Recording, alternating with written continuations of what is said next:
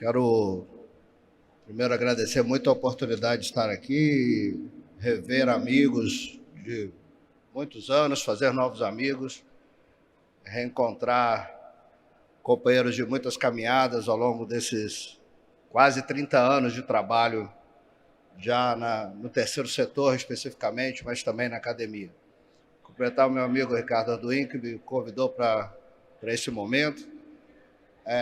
Já são algumas décadas trabalhando no planejamento e gestão de áreas protegidas, e essa foi a proposta esse é o tema que eu proponho trazer para vocês, né?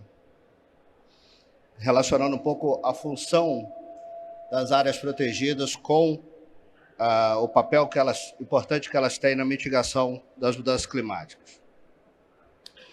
A humanidade, ela cometeu um erro capital quando pensou poder isolar-se da natureza e não respeitar certas leis de alcance geral.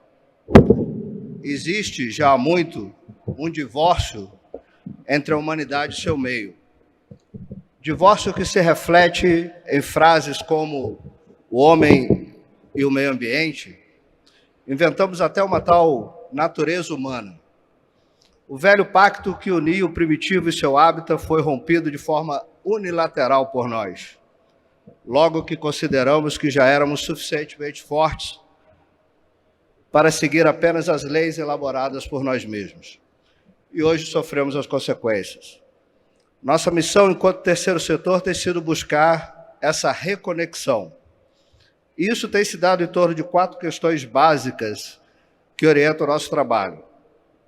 O entendimento real do que significa biodiversidade, por que a afetamos o tempo inteiro, por que é importante conservá-la e como fazemos isso. Sobretudo nessa 4ª questão, tem nos interessado e sido nossa prioridade. E a sociedade humana ainda não inventou uma forma mais eficiente de proteger a natureza do que criar áreas protegidas. Segundo a Comissão Mundial de Áreas Protegidas, existem hoje 284.241 dessas áreas em 245 países e territórios. Essas áreas cumprem papéis estratégicos, além, é claro, de proteger a biodiversidade, garantem locais de reprodução da fauna e flora, principalmente aquelas espécies raras, em perigo ou ameaçadas, permitem a pesquisa científica, proporcionam educação e interpretação ambiental, conservam beleza cênica, proporcionam recreação e turismo, asseguram o crescimento regional, econômico regional, conservam recursos genéticos e garantem a segurança alimentar. Conservam recursos hídricos, manejam recursos florestais, protegem sítios históricos, arqueológicos ou culturais, asseguram a qualidade ambiental, sobretudo de centros urbanos, previnem contra enchentes, deslizamentos de encostas e assoreamentos de rios e represas, garantem o uso racional dos recursos naturais, asseguram as atividades extrativistas e preservam populações tradicionais. É consenso que as áreas protegidas geram grandes benefícios numa macroescala, mas um complexo de ganhos e perdas para as populações locais, sobretudo se não forem adequadamente planejadas e geridas. Nossa missão é mostrar as áreas protegidas como forma de promover o desenvolvimento local, garantindo proteção social, econômica e da própria natureza. Mostrar essas áreas como forma de inclusão, de promoção do conhecimento, buscando um zoneamento ecológico e econômico efetivo, mas, sobretudo, dar valor às nossas áreas, dando visibilidade econômica à natureza, rompendo a cegueira que as tornam invisíveis economicamente. E quando se fala em mudanças climáticas, além de outros grandes impulsionadores da perda de biodiversidade, nossas áreas protegidas, seja individualmente ou coletivamente, enfrentam desafios diretos e indiretos. À medida que a mudança climática progride, nossas áreas protegidas atuais provavelmente continuarão a representar a natureza em uma ampla gama de condições físicas, em todas as partes, atitudes e aspectos do país e sob diversas práticas de gestão.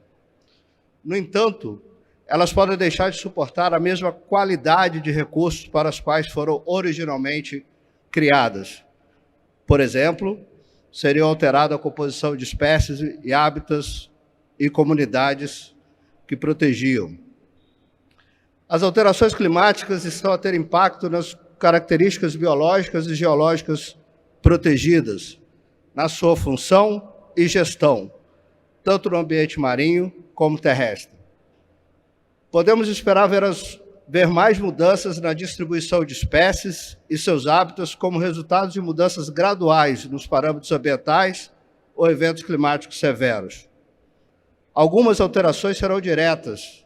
Por exemplo, determinados locais se tornarão mais quentes, úmidos ou secos para espécies sobreviverem, além das próprias pressões não climáticas.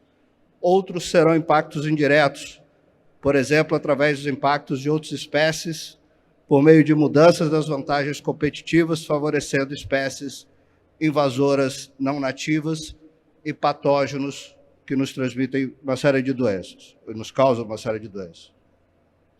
As mudanças climáticas desafiarão cada vez mais nossa capacidade de manter nossa atual gama de recursos de áreas protegidas nos mesmos locais e condições em que estiveram anteriormente. Mais amplamente, tem o potencial de impactar negativamente a integridade desses locais, comprometendo os serviços ecossistêmicos que eles fornecem. Várias iniciativas modelaram futuras distribuições de espécies com base em suas características climáticas e como isso mudará à medida que as mudanças progridem. Esses indicam que algumas espécies deixarão de ocorrer dentro ou perto das áreas protegidas para as quais foram designadas no século XX.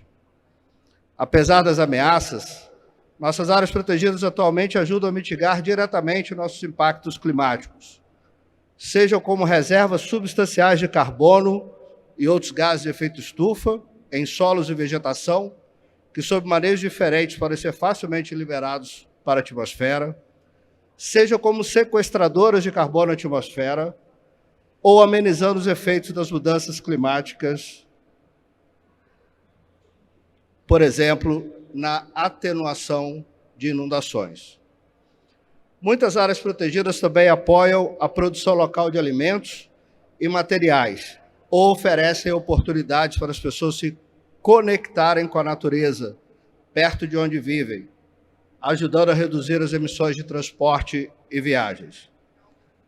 Apesar de muitas dessas áreas, pelo menos terrestres, serem pequenas em tamanho, coletivamente elas representam uma proporção significativa de nossa área terrestre e marítima e, portanto, uma contribuição potencialmente significativa para combater as mudanças climáticas. Análises recentes, com base em várias linhas de evidência, sugerem que manter a resiliência da biodiversidade e dos serviços ecossistêmicos em escala global depende da conservação efetiva e equitativa de aproximadamente 30% a 50% da terra, água doce e oceanos. Podemos usar nossas áreas protegidas para inspirar a todos, de todas as gerações, geografias e culturas, para que experimentem a maravilha da natureza, para seduzir suas mentes e corações e gerar uma associação por toda a vida para o seu bem-estar físico, psicológico, ecológico e espiritual. As áreas protegidas representam o último refúgio natural para muitas espécies. Há um consenso geral que a perda de biodiversidade e a mudança climática são crises correlatas, que requerem abordagens integradas e holísticas. Logo, nossas áreas protegidas e conservadas são a ferramenta mais eficaz para abordar tanto a perda da biodiversidade quanto as mudanças climáticas dentro de um prazo que reflita a urgência necessária.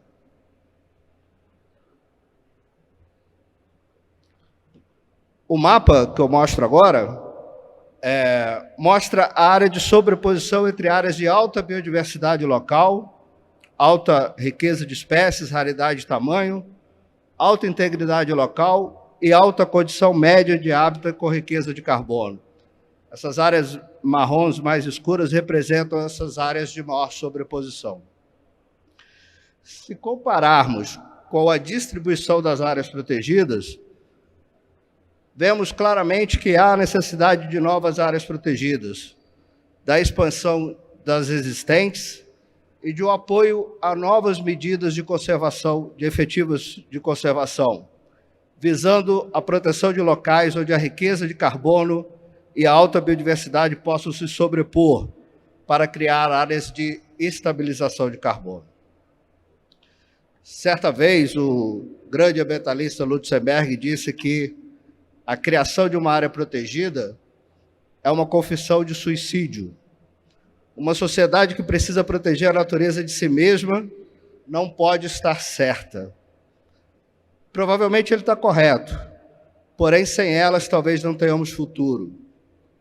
Precisamos popularizá-las, incorporar à sociedade o sentimento de pertencimento que faça que consideremos nossas áreas protegidas como um patrimônio nacional, tão valoroso como o futebol ou o samba.